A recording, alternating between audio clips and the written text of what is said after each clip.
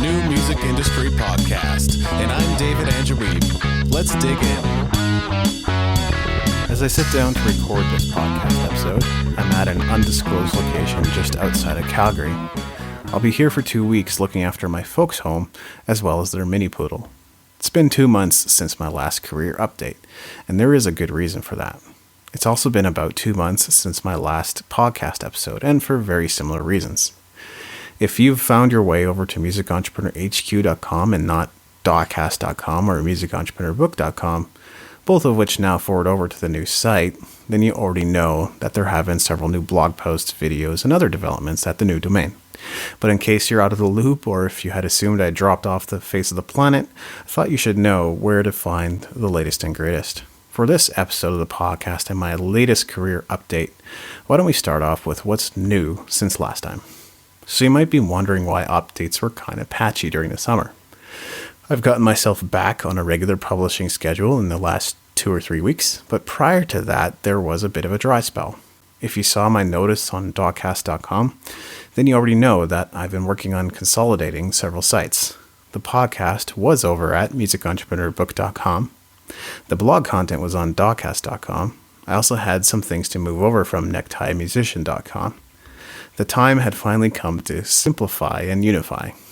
I wouldn't say that this consolidation process is complete, but there's no point in boring you with the agonizing details of updating broken links, adding in missing images, reworking the site's design, and so on. I'm not even done with all of that, but I am moving forward with new content and new projects regardless. All you really need to know is that you can now find everything at musicentrepreneurhq.com. But you should also know that I've removed some of the content from the archives. This is all part of the process I'm going through in an effort to keep the quality of the content high and remove anything that's outdated or irrelevant. For example, you will no longer be able to find the old podcast episodes from Dawcast Music Entrepreneurship on the site. But don't worry, I am planning on bundling it all up and making it a convenient download, so hang in there if you were a big fan of the old show. On another note, work has also started on turning the Music Entrepreneur into an online hub for musicians.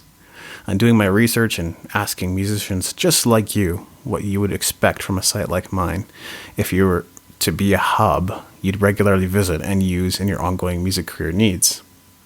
If you'd like to help out, or if you have any thoughts, please send me an email to david@dawcast.com.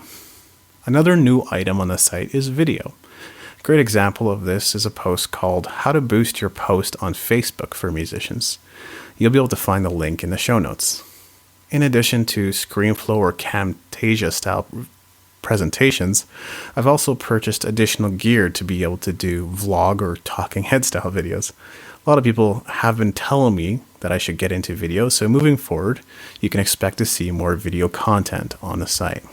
You'll also be glad to know that every podcast episode and video is also a blog post, and every blog post is packed with charts and images, so there will always be lots for you to read, listen to, view, and watch at TME, and you'll be able to consume the content in any way you like. Finally, I'm going to be putting together monthly resource packs for TME, and the first one is due out towards the beginning of October. Now let's talk about what's new with my original music. I haven't really had the opportunity to talk about my August single yet, so let's start there. In my last career update, I shared a little bit about City Lights, which has been getting some good exposure. Since then, I've released Don't Wait Too Long, my first single to have any vocals on it. So far, it doesn't seem to be resonating with people the same way City Lights has been, but I still see it as an important accomplishment in my music career. For lack of a better way of describing it, it's an 80s power pop tune, complete with synths, a drum machine, and of course guitar. There's also a bit of a synth versus a guitar duel in the solo section that takes the song to a bit of a different place. It's kind of progressive that way. As with City Lights, I've been focusing on the distribution of the single as opposed to just the promotion side of it. But my process is starting to get fine-tuned, and this also plays into how I've started syndicating and distributing my blog posts, podcast episodes, and videos as well. This system is something I will have to share more about in the future. Before I share that with you, I want to take some time to track and measure its overall effectiveness. But whether it's making an announcement about your new release or updating your discography page, I'm sure you have these basics covered already. If not, something you should be creating is a release checklist so you don't forget. You have to get the fundamentals down before you can move into more advanced promotional strategies.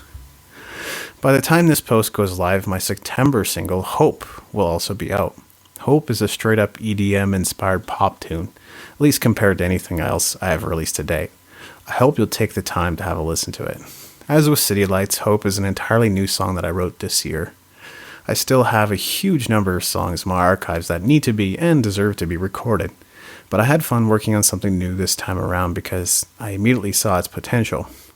I don't know if this is something you've thought about, but every song you record could take at least 6 or 7 different forms, such as 1. An acoustic version, 2. An electronic version, 3. A rock version, 4. An instrumental version, 5. A live version, 6. A remix, 7. A current year version. And by that I mean any song from the past that you play a little differently today. Basically an updated version of the same song recorded in its new form. A lot of known artists out there are repurposing their material in this way, so why not you? It could broaden the opportunities available to you, whether it's live performance or licensing and placements. Other than recording singles, I'm also starting to play some solo shows again. The main reason I haven't been pursuing these that much is because I'm playing in other bands, but some opportunities have started presenting themselves again, so I've begun adding some solo dates to my calendar. One example is with a community called the Listening Room YYC. We're holding 2 different listening room events on a monthly basis. One is called The Circle, where I had the chance to perform in September, and I am also on the bill for October. This is a unique singer-songwriter circle in which the participants cover the tunes of the greats like Bob Dylan or Leonard Cohen, and also add to each other's original music in some way. The other room is the classics, where jazz vocalists are backed up by the house band, and they put a spotlight on some of the classic jazz singers like Julie London or Sarah Vaughan. I'm sure there will be an opportunity to talk more about the listening room in a future episode, but that should give you an idea of the kind of shows I'm taking on and helping out with right now. Of course, I'm still playing with Long John Lev and Adrenalize as well. In August, Long John Lev didn't have a lot of shows, mostly due to everyone's patchy schedule, but we've picked up the momentum again here in September, and we have several shows booked for October as well. Live streaming continues to be a part of our performance schedule, and this has been a lot of fun. Our last major performance was at the John Dutton Theatre in downtown Calgary. Sean Harley Tucker and Mercy Lomola opened for us, which was fun because Mercy is also part of Long John Lev as a backup vocalist. We were celebrating the birthday of Tucker as well as Long John Lev, so this event was a blast, but also a lot of work. We look forward to seeing you at our next theater/hall/church/community center event. There also hasn't been much on the radar for Adrenalize in a while, but it's mostly been a matter of reconfiguring as we prepare for a string of upcoming shows, mostly at movie theaters. Adrenalize has been a significant income opportunity for me over the years, so I'm looking forward to getting out there again and performing. I've actually been playing bass with them for a while, but I'll be circling back over to guitar, and I tend to enjoy that more. Now let's talk about the podcast. There isn't too much to talk about with regards to the podcast because, as you know, this is the first episode I've published since the end of July. What I can say is that I already have another interview in the can and several more guests lined up for future episodes. In order to make publishing easier on myself, I will be looking at every blog post and video I produce as a potential opportunity to repurpose as a podcast episode. But this doesn't mean I'll be doing this with everything. A tutorial video doesn't necessarily work as a podcast episode because of the visual element, and I don't think there's much point in turning a simple news update into a podcast episode either. Although I'm all for repurposing content when and where it makes sense, I'm not going to do it to the detriment of the user, which is you. With that out of the way, let's talk about how I'm doing with my books. First, I'll share what's been happening with the new music industry. My first book. Last time I mentioned that I was potentially looking for a promotion service to help me get my book out to more people. I actually got a call from a company called Litfire Publishing out of the blue, and I was in contact with them over the course of a couple of weeks. They told me that my book had been recommended to them, and supposedly they bring a certain number of books with them to a book conference on a yearly basis where eager publishers are looking to license quality books. To me, that isn't far-fetched. I do think I managed to create a great resource with the new music industry, but there were a couple of issues. The first was that they were asking for a lot of money up front. Naturally, I don't expect anyone to offer their services for free, but this was clearly not a strategic partnership deal to be hammered out, but rather a sales call. I could have figured out the money side of things if I needed to, so I wasn't worried about that. But I was concerned that my money wouldn't be going towards a worthwhile cause. The second issue is that Litfire doesn't seem to have the best of reputations online. Granted, if you go looking for negative on any company or personality, you can find it. Whether it's McDonald's or Mother Teresa, if you're looking for finding bad reviews or people saying bad things about others, you can find it. But after discussing this potential opportunity with friends and family members, it didn't seem like the right move to me. I also have an internal barometer for these kinds of things, and I didn't really feel one way or another about it. I wasn't excited, and I wasn't entirely guarded either. So being lukewarm tells me that while the service may be legitimate and good, it might not be the right fit for me. I've also been discovering more and more book promotion services, partly because many of them have been following me on Twitter. I didn't even know that there were that many out there, and it actually makes it a lot harder to choose when you have so many options. I found an interesting post called An Interactive List of 100 Plus Book Promotion Sites and Free Submission Tool. That kind of intrigued me, and it's something I might explore. The link will be in the show notes. But at this point, I haven't really decided one way or another. The sales continue to trickle in on their own, but I'm looking for an opportunity to get the book out to a larger audience. If you happen to know of any services that do good work, I would really appreciate the recommendation. Feel free to email me or leave a comment in the show notes. As for my new book, I'm about halfway done writing it. The working title is Flashes of Elation, Navigating the World as a Sensitive Creative Soul, and it's a book for artists and creative people from all disciplines. As you can probably tell from the title, which isn't set in stone, it's about dealing with a variety of different situations and challenges as a sensitive creative individual.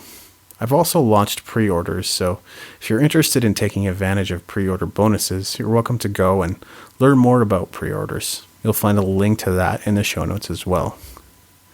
I'm excited to be releasing a new book, and I will likely be taking a more in-depth look at it in an upcoming podcast episode as well. So that's what's happening with the books. Moving right along, here's where I usually talk about what I'm learning right now. For the first time in a long time, I actually don't feel like I'm on a major learning curve. I'm being proactive about learning what I need to, and I'm plugging away at a few different books and podcasts, but not necessarily to augment my knowledge or skill set. But of the things I am learning, I would say that the following two are significant. The first is the blockchain, a financial transaction platform some see as the cure-all for the music industry. I can't tell you whether or not it will be, but it's a subject I want to learn about because it could very well play a bigger part in a lot of transactions and purchases in every industry in the future. Plus, it's a subject I want to cover on the podcast. The second is sales. I'm not exactly new to the subject of sales, it's just not one I necessarily took a lot of interest in prior to now. Most books I've read by Zig Ziglar or John Maxwell made it sound like a mountain of discomfort I'd never want to subject myself to. And in the age we're in, I think people respond less to direct call to actions anyway. People want to feel like they're making their own autonomous decisions when it comes to their purchases, because buying has become an increasingly customized personal activity. People are open to suggestion, maybe, but not hard selling. The reason I've been wanting to learn about sales is because I feel like it's one of my weaknesses. In building a business, selling is an essential skill. I didn't really recognize that fact until recently. I've mentioned him before, but I'm happy to mention him again. Australian entrepreneur James Franco has been teaching me a lot about sales through his podcast, and the one I'm listening to right now is Sales Marketing Profit. Again, the link will be in the show notes. I've also learned about a few books that have been instrumental in bringing him the results that he has, and I've ordered those for myself as well. I think my values match up closely with his, which tells me that I'm plugging into the right resources. I have no intention of becoming a full-fledged salesperson, nor will I ever be a hard seller. But since I am in business, I feel that it's something I need to be learning about. Finally, let's talk about what's next. As I said earlier, I have a content syndication and distribution strategy that's really coming together, and I'm really excited about it. I know that sounds really geeky, but it's true. It hasn't necessarily gotten me the results I'm looking for yet, but over the long haul, I think it will pay off. The next big step for TME will be to become an online hub for musicians, a place you come to find the information you need, search for the products you want, discover strategies that can help you in your ongoing career pursuits, and much more. I don't necessarily know all the steps that I will need to take to get to that point, but I do know what the end goal is, and that's the most important thing as I consider next actions to take.